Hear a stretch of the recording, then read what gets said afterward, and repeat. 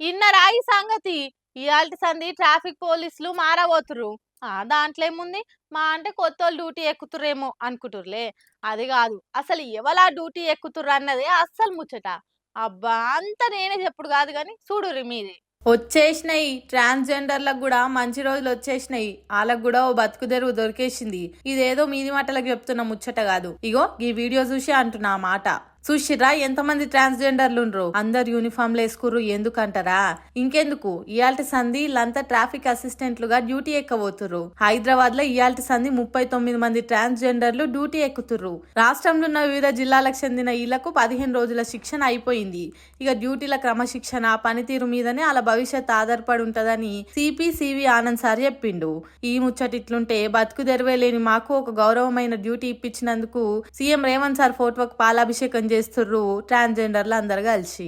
చూడాలిగా సర్కార్ తీసుకున్న ఈ ఆలోచన ఎంత దాకా అక్కడికొస్తుందో.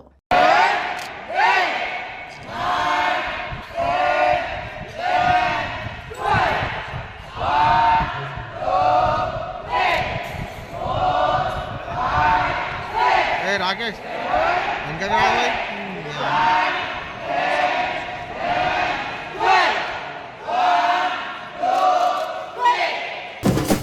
టాలీవుడ్ అంటే హైదరాబాద్, హైదరాబాద్ అంటే టాలీవుడ్. దేశంలోనే పెద్ద సినిమాలకు పిన్ కోడ్ లెక్క హైదరాబాద్ మారింది. చెన్నై తర్వాత హైదరాబాద్కి వచ్చి ఇడ ఇంతింతాయి వట్టుడింతాయి అన్నట్టు సినిమా కంపెనీ చాలా పెద్దదైంది.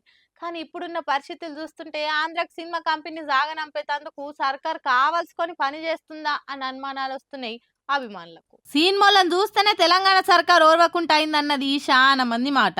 నాగార్జున సార్ తోటి షురు అయితే ఇప్పుడు అల్లు అర్జున్ దాకా అయిన ముచ్చట్లు చూస్తుంటే సర్కార్ కు సినిమాల మీద ఆవగింజంత అన్న కన్సర్న్ లేదన్నది తెలుస్తుంది. అందుకే తెలంగాణలో సినిమా కంపెనీ లేకుండా చేసి ఆంధ్రకు పంపిద్దామనే కుట్రలు నడుస్తున్నాయా, ఆ ఎజెండా పెట్టుకొని వర్షంబడి సినిమాల మీద దాడులు చేస్తుండ్రా?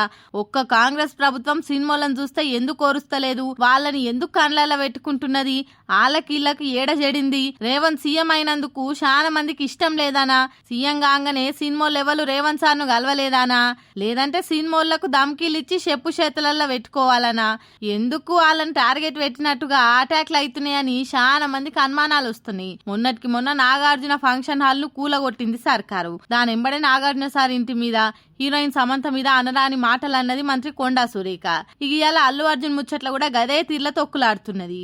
అల్లు అర్జున్ సినిమాకు ఓడు తప్ప రైటా అని ఎవ్వలంటలేరు గాని తెల్వనోనికి తేలుగుడితే తెల్లారులేసి మొత్తుకున్నట్టు గిన్ని రోజులైనాక ఇప్పుడు ఆ ముచ్చట్ల అల్లు అర్జున్ బయటకు గుంజి దాడులు చేసుడు ఏందన్నది ఎవ్వరికి సమజైతలేదు. ఇదే సందనే అటు పవన్ సార్ కూడా సినిమాలు ఆంధ్రాకి వస్తే పూలలో పెట్టి చూసుకుంటామని చెప్తుండు. స్టూడియోలు టాకీస్లు కడతందుకు పర్మిషన్లు ఇస్తామంటుర్రు. అదే ఈడ చూడురి దేవర సినిమా ఆడియో ఫంక్షన్ కూడా పర్మిషన్ ఇవ్వకుండా ఈవెంట్ క్యాన్సిల్ చేపించిండు. 10 ఏళ్ల బీఆర్ఎస్ కాలంలో ఒక్కటన్న గిసొంటి ముచ్చటైందా? ఎంత పెద్ద ఈవెంట్లు చేసినా ఒక్కరికన్నా దెబ్బలు దాకిన సందర్భాలున్నాయా?